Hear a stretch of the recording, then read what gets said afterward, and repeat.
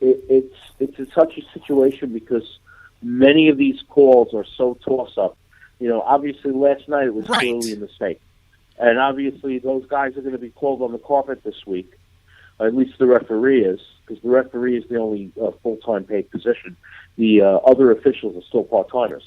But the referee leading that crew will be called on the carpet, and you're going to see, you're going to see some changes come out of these little, these.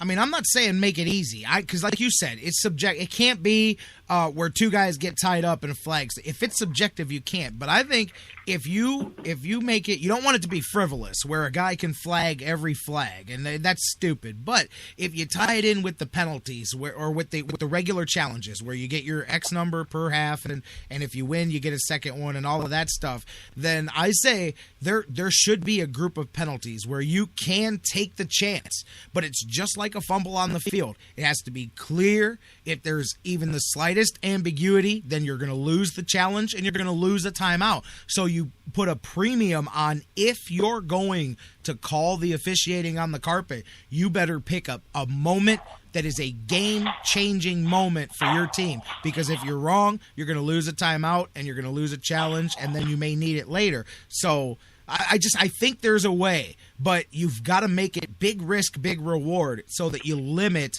the number of people that challenge the officiating. But if you do, then you get the opportunity to get a big one, because it could be a big one like that horse collar. I'm not really looking at the pass interference, but like that horse collar. If you have that system in effect, then you could throw your challenge flag. They could go back and look and say his hand was never in the horse collar. That was our mistake. We're going to pick the flag up, because it was a boom, boom, bang, bang play. You just like first base used to be a bang, bang play in baseball. Now you can challenge it, and look at how many of those get changed over there at first base. And occasionally they change a game. I think that's something that will, like you said, more sooner than later be added to the challenge system. It's just hard to do it without opening up the Wild West for throwing your referees under the bus. You don't want guys to be constantly questioned, Well, I think what they're going to do is they're going to limit that to one a game. You can only do that once a game.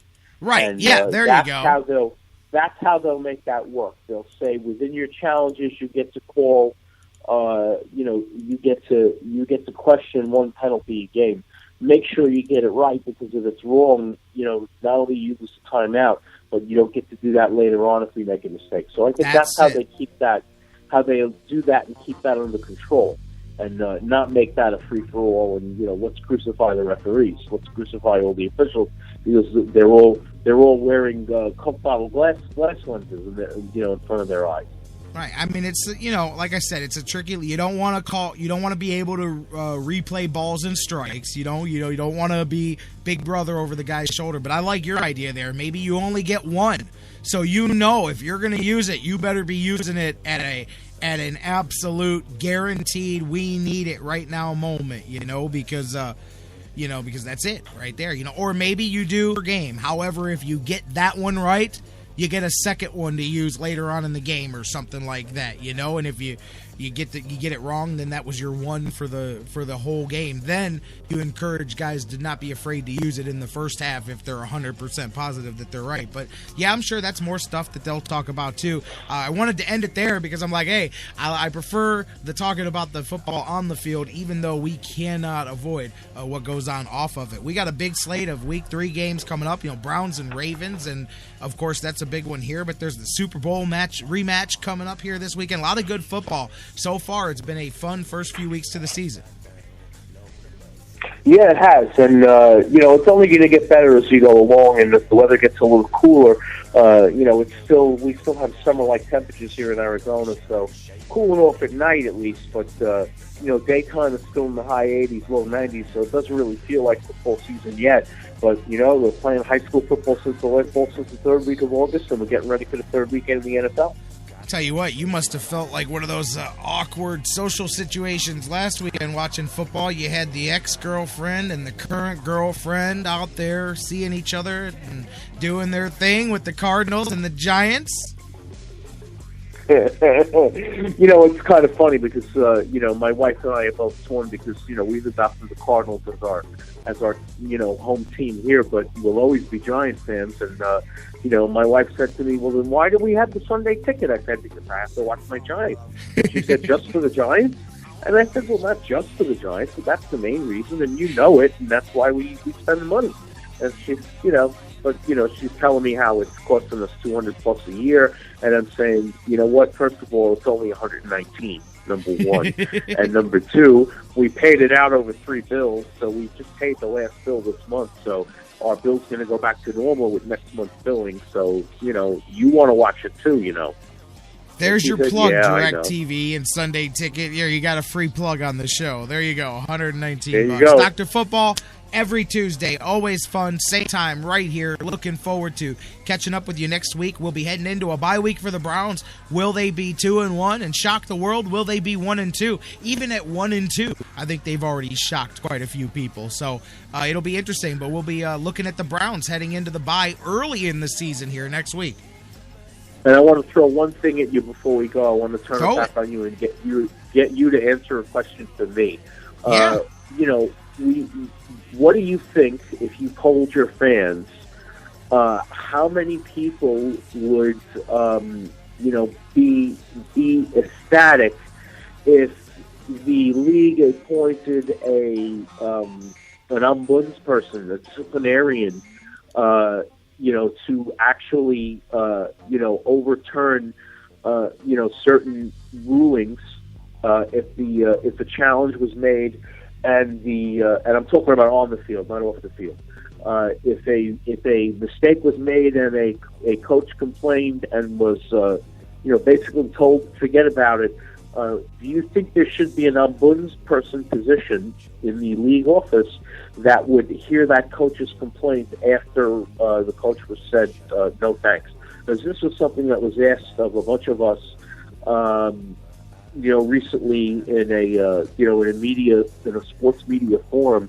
How would a league change if there was a person that coaches could take a negative ruling to? So I just want to get your thoughts on that, and maybe you want to ask your listeners.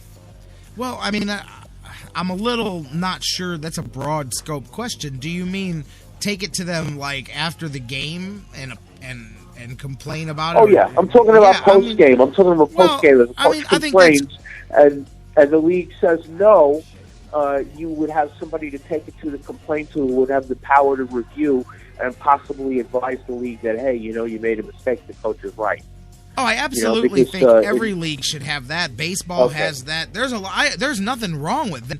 I think 20 years we saw an appeal in baseball actually get accepted the other day where they said, you know what, you're right. We made a mistake. We're going to replay that game in the whatever inning, and we're going to put the guys back on base. We made a bad call. That's the problem is, I mean, yeah, you can get some clarity for the future, but it doesn't do it. The Browns do that every week. I mean, the Browns or the NFL kind of has that. They don't have an ombudsman per se, but they have a process for that because every week the Browns coaches write up a list of plays that they disagreed with or that they send to the league for clarification on why this was called and why that was called. But an appeals process with an ombudsman, that would be great, but it doesn't change the game. You can't go back and say we're going to pick things up in the middle of the third quarter. And so it'll have a limited scope in making things better for the future.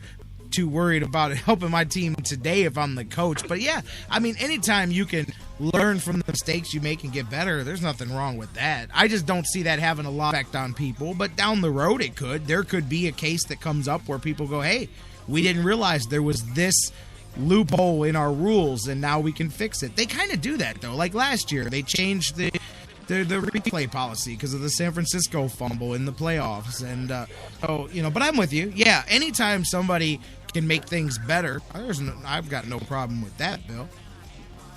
All right, well, Jerry, if you run for president, like I suggested before I got on the air with you today in the chat room, you're going to have to make... I'm not old enough to run for president. You're going to have to make LG your Secretary of the Interior. Yeah, we're all and you're going to have to make me Secretary of Defense. You know. It's going to be a bad country. We're all going down. All right, man. Dr. Football. Yeah, don't put me in charge of this thing. I'm not old enough to be president anyway. Dr. Football Bill Chachkes, my man, every Tuesday with us. And you guys can tweet with him during the week at AskDrFootball. Ask Dr. Football Bill. Have a great week. We'll catch up next week. All right, man. You too. Stay safe, man. You too. Dr. Football, the Secretary of Defense, LG. Out there helping me run the country. I could only imagine that. Yeah, I'm sure you think he knows talent, LG. I see you in the chat room. Let's take a break. When we come back. Have you guys seen... I know arena season's over, but I already told you guys I'm one of those. I didn't catch Breaking Bad until the end of the third season. Then I was watching it live, hooked to it. So I'm one of those guys that gets on things late. Have you seen the Kiss, the reality series about the Arena League team? Oh, it's terrible TV, but it's that terrible TV that you can't turn away from. We will. I'll just talk a little bit about that when we come back. The Indians in Houston doing their thing here tonight. We'll set the stage for that. Couple of things to talk about. We'll take some phone calls. Final segment of the show. Don't go anywhere. When we come back, we'll take some phones. 216-539-7535. We'll talk a little For the Loud. We'll wrap up the day here on the Sports Fix. Don't go anywhere. We'll be right back.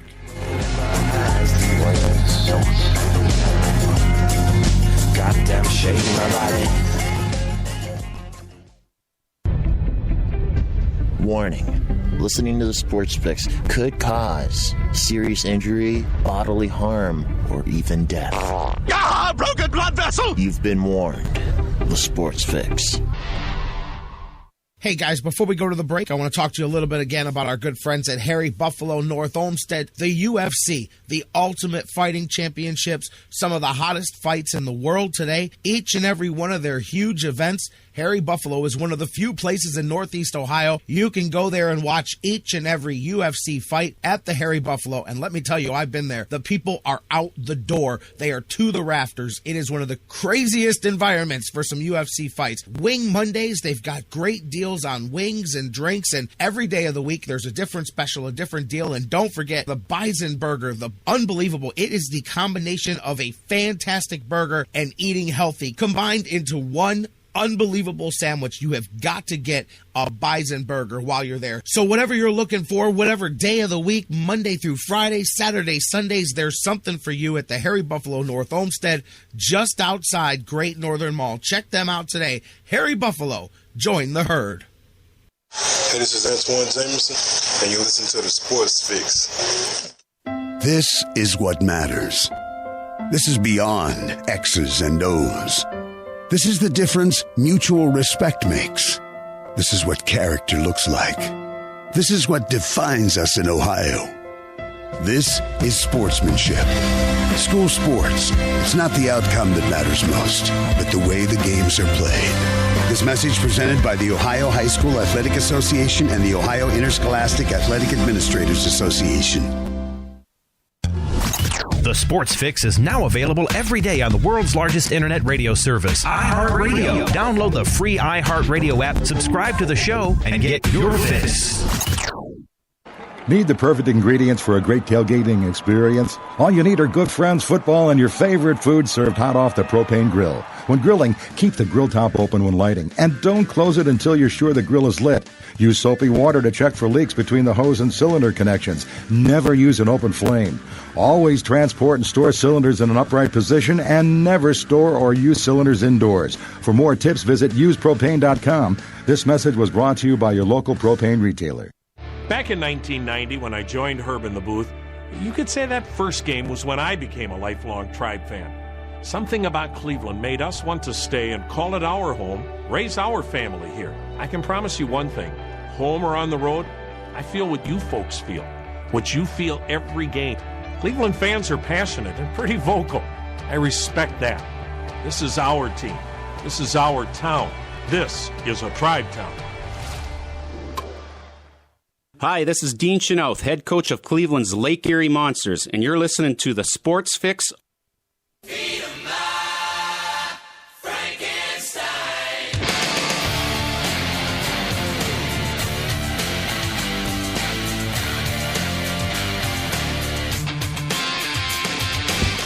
Welcome back to the Sports Fix, final segment of the show. J-Rock, Jerry Myers, Big Daddy on the microphone, back with you. And 216-539-7535, number to call. Last segment, last chance to get in on the phones. I got callers